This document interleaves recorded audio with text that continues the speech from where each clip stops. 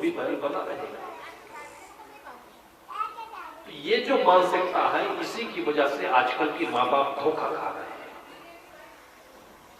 पढ़ाएं भी, लेकिन पढ़ाने के साथ साथ जैसे मैंने बात बताई कि स्पीड तो गाड़ी को दी गया है, लेकिन उसी हिसाब से उसका कंट्रोल ब्रेक भी होना चाहिए। वो पुरानी टाइप की बात थी, उसने ध्यान नहीं दिया, लेकिन बच्चे को शाबाशी चाहिए थी, तो बार बार मम्मी से कहे, मम्मी मैं तो गणित में 99 नंबर पाया। फिर मां नहीं बोली।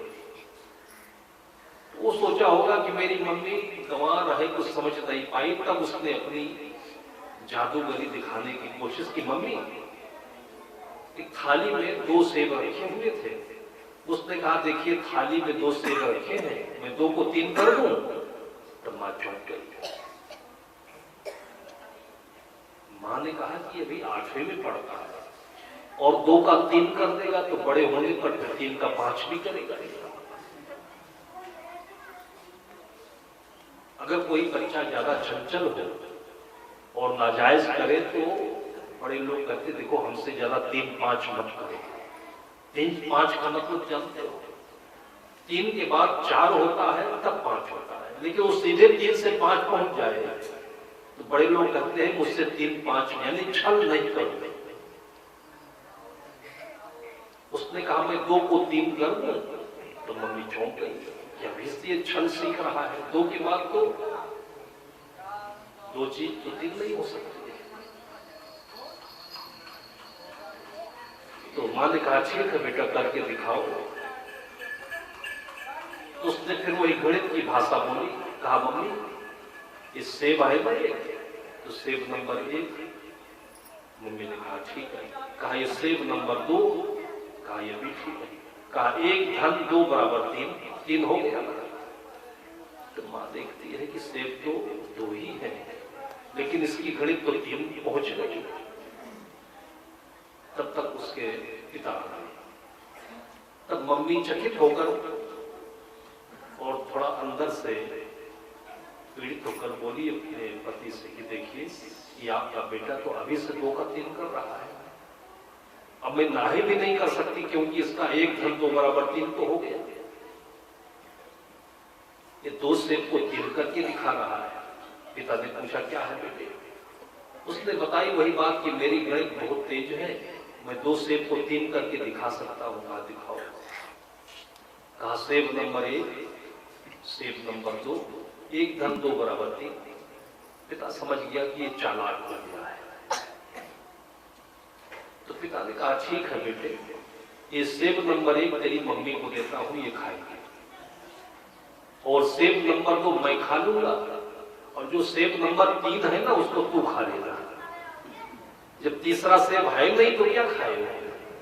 तब चालाकी उसकी घुस गई।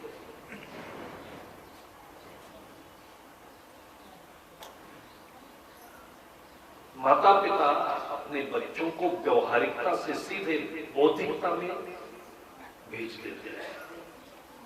बौद्धिकता क्या है? दूसरों की नकल। दिमाग तेज हो जाता है, और दिमाग तेज होने पर आदमी हाई फाई हो जाता है। पैसा कमाने में अभी अभी पढ़ करके आए और छोटी पूंजी वाले घर में है, तो नौकरी या धंधा चाहिए तो ये कि नीचे से ऊपर चले। तो नौकरी करने वाले भी सोचते हैं कि हम तो छोटी मोटी नौकरी नहीं करेंगे, हम तो डायरेक्ट क्या हो आईएएस में आईपीएस के होंगे। अपनी औकात समझो कि तुम्हारी योग्यता क्या है और उसी हिसाब से अपनी नौकरी का आवेदन करो। तो जब इंटर करते समय उनको बहुत सारी अच्छी नौकरियां मिल सकती थी। आजकल कितने बच्चे धोखा खाते हैं। 12वां पास करने के बाद अगर अच्छे नंबर हों तो बिना रिश्वत के, बिना भ्रष्टाचार के, बिना किसी सोच सिफारिश के एयरफोर्स की नौकरी मिलती है, नेवी की नौकरी मिलती है। अगर थोड़ा सा कोई टेक्निकल नॉलेज हो, जैसे आईटीआई होता है, तो रेलवे में लाखों भर्तियां निकली हैं, जो इंटर करने के बाद ITI किए और अभी फर्स्ट क्लास की नौकरी रेलवे में पायलट बने, जो रेल गाड़ी चलाते हैं। तो मैंने अपने परिचय के कितने भक्तों के बच्चों को देखा, वो अभी आनंद फानंद में 10वां पास करके 12वां पास करके रेल के ड्राइवर हो गए। तो उनके अंदर में जमीनी अनुभव था कि वो साधारण घर के थे, गरीबी में पढ़े लिखे, तो सोचे कि जो छोटा मोटा काम मिल जाएगा वो भी कर लेंगे। ऊंची उड़ान नहीं थी उनकी। और उसके बाद उन्होंने वैकेंसी भरी और उसमें पास हो गए और अच्छा भी 40-50 हजार रुपए की नौकरी कर रहे हैं, सरकारी नौकरी है। लेकिन ऐसे ही लोग इंटर करने के बाद हम ऐसी छोटी मोटी नौकरी नहीं करते, फिर उसके बाद तो हम BSc करेंगे या फिर हम तो CPMT में बैठेंगे और उसके बाद फिर CPMT में बैठेंगे। और CPMT यानी डॉक्टर होने के लिए जो प्रतियोगिता होती है उसको CPMT करेंगे। पहली बार में नहीं आया और ये पढ़ाई इतनी महंगी होती है कि जमीन वमीन बेच करके ही पढ़ना पड़े अगर घर में अच्छी आमदनी नहीं। अब दूसरी बार फिर बैठे तो आए भी तो क्या होम्योपैथ में आ गए, आयुर्वेद में आ गए, लेकिन उनको एलोपैथ का MBBS का नहीं मिला। तो उपेक्षा भरी दृष्टि से अरे मैं होम्योपैथ नहीं करता, मैं तो केवल अंग्रेजी डॉक्टर बनूंगा। फिर ज्वाइन नहीं किए। फिर तीसरी बार बैठे, चौथी बार बैठे और बैठते ही रहे, लेकिन लौट करके ना होम्योपैथ मिला, ना आयुर्वेद मिला और ना उनको अंग्रेजी डॉक्टर मिला। धोखा खा गया। तो इन बच्चों को अगर जमीन पर नहीं रखेंगे तो ऐसे ही जीवन में धोखा खाना पड़ेगा, केवल दूसरों की नकल करके।